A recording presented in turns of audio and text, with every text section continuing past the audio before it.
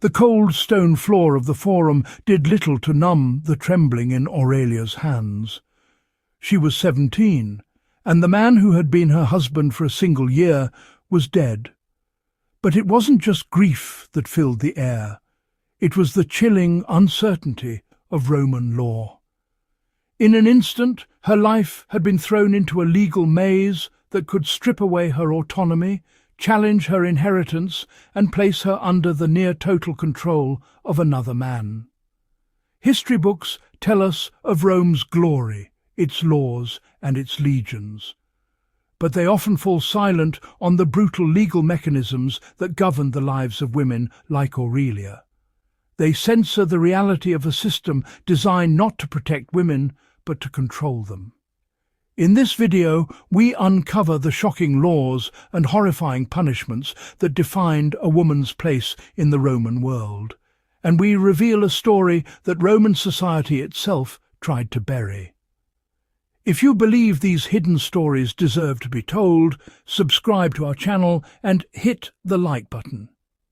It helps us bring more of these buried truths into the light. For a woman in ancient Rome, life often meant being treated as a legal minor. From the moment she was born to the day she died, she was almost always under the authority of a man. This wasn't just a social custom, it was a codified legal reality. The entire system was built on the principle of patria potestas, or the power of the father, an authority that was nearly absolute. This power meant a woman was perpetually under male control. First, her father, the paterfamilias. Upon his death, she didn't simply become free. Instead, she was typically assigned a male guardian, a tutor, who had to approve most of her significant legal and financial actions. She couldn't sign a major contract, sell land, or write a will without her guardian's consent. The law was explicit. Women were barred from almost all civil and public functions. They couldn't be judges, hold political office, or even serve as witnesses in most court cases, a restriction they shared with criminals and the enslaved. The reasoning given by jurists was a chillingly blunt assessment. They were excluded because of the infirmity of their sex and their ignorance of public matters. Now, it's true that over Rome's 1,000-year history, this system evolved.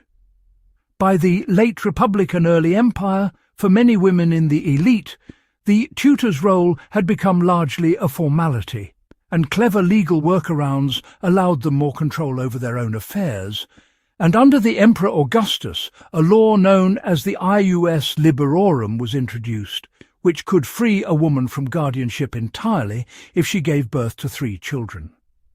But we shouldn't mistake these changes for a revolution.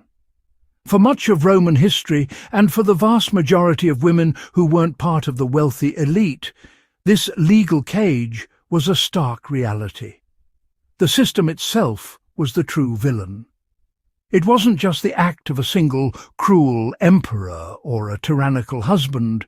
It was the very architecture of Roman society, a structure meticulously designed to render one half of its population subordinate. The law wasn't just a set of rules. It was a declaration that a woman's life was not entirely her own. For a Roman woman, marriage was rarely a union of equals. More often, it was a legal transaction, a formal transfer of control.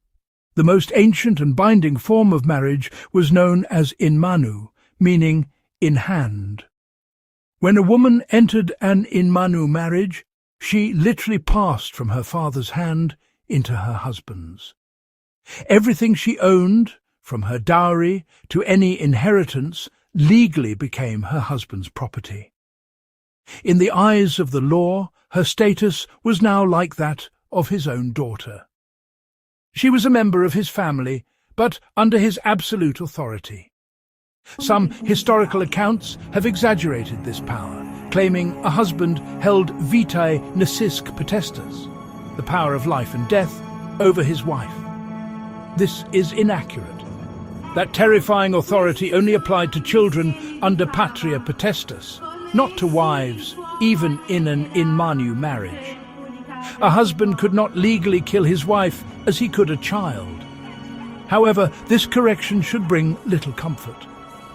The reality was still one of near-complete subjugation. He controlled her property, her public life, and her home. Over time, this form of marriage became less popular and was replaced by sine manu, or without hand. In this arrangement, a wife remained legally part of her father's family, not her husband's. Critically, this meant she could retain ownership of her own property. This shift was a significant step toward financial independence for Roman women, particularly those from wealthy families who could use their fortunes to exert influence. Yet, even in a free marriage, the husband's power remained immense. He decided where the family lived, he dictated the children's education, and he held exclusive rights to her fidelity. Divorce was possible, and a woman could initiate it, but the social and financial consequences could be devastating. A divorced woman was often seen as a disgrace. Her dowry could be contested, and she would almost certainly lose her children who legally belonged to their father. While a mother could occasionally sue for custody in cases of extreme abuse, this was rare. Marriage, even in its most liberal form, was a tilted institution.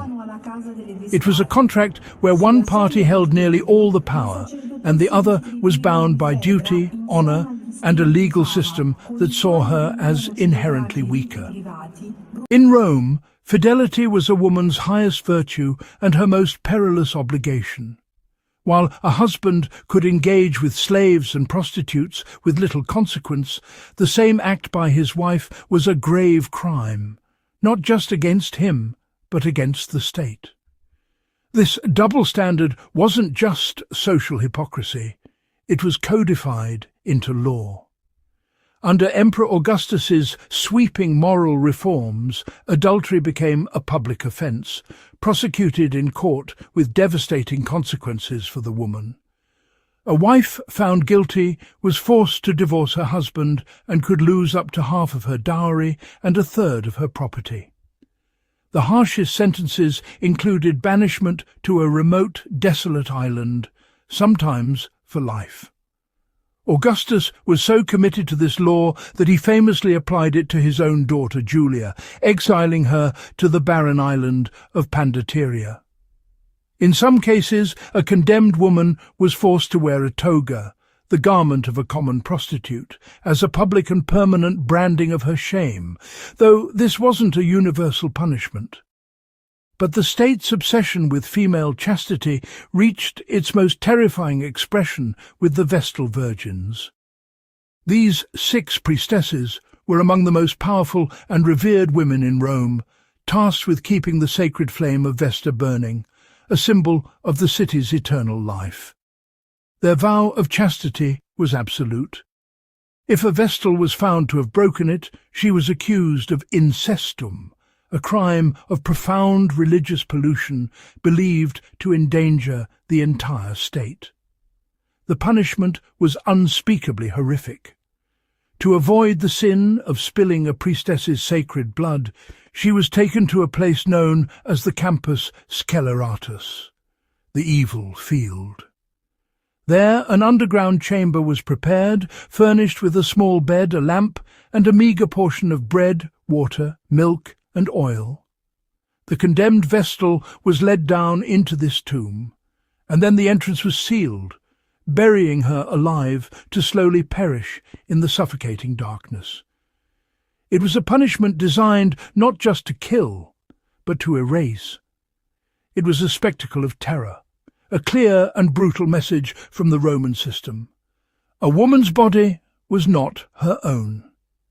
It was a vessel for the state's honour, and if that vessel was deemed impure, it would be buried in the earth. For all the restrictions placed on free Roman women, there was a class of women for whom the law offered almost no protection at all. For an enslaved woman, There was no legal personhood, no bodily autonomy, and no hope for justice. She was, in the starkest terms, property.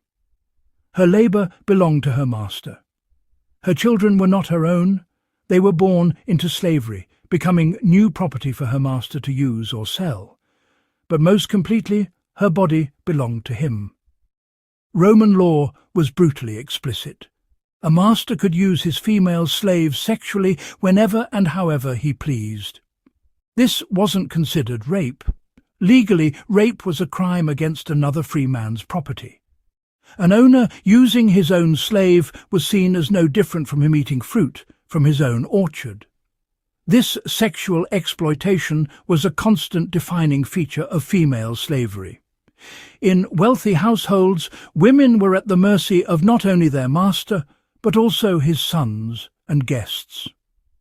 Many were forced into prostitution and rented out to brothels like the infamous Lupanar in Pompeii, their bodies generating profit for their owners.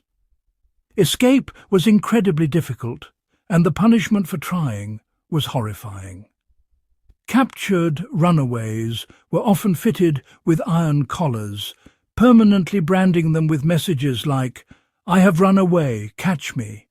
When you have returned me to my master, you will receive a reward." Freedom or manumission was possible, but it was entirely at the master's will. For women, it was often tied to years of service, sometimes sexual. A master might free his slave concubine to marry her, but even as a freed woman, she carried a lifelong stigma and had fewer rights than a woman born free. This was a world where a woman's worth was measured by her utility and her ability to endure suffering in silence. The life of an enslaved woman was the darkest expression of Rome's patriarchal order, a story of absolute power and profound human suffering that history often prefers to forget. The story of women in ancient Rome is full of contradictions. We see glimpses of powerful empresses like Livia advising their husbands, and fiercely independent women of the late Republic using their wealth to influence politics. We see the slow, grinding evolution of laws as the rigid cage of manus marriage gave way to greater financial autonomy, and the chains of lifelong guardianship began to rust for some. But these stories of progress, while important, can obscure a more fundamental truth. For over a millennium, the Roman world was built on a legal and social foundation that defined women as lesser. The glory of Rome, its laws, its architecture, its philosophy, was sustained by a system that denied half its population a voice, an identity, and the basic right to self-determination. The stories of women like Aurelia, facing a future of legal uncertainty in a cold forum, the Vestal sealed in her tomb, and the nameless enslaved woman enduring a life of silent terror, are not footnotes to Roman history. They are the bedrock of it. History doesn't censor these stories with malicious intent. It often just overlooks them because they complicate the heroic narrative we prefer. They reveal the uncomfortable truth that civilization and brutality can, and often do, coexist. The empire of law was also an empire of men, and its grandest monuments cast the longest shadows. Shadows where countless women's lives were lived and lost in silence.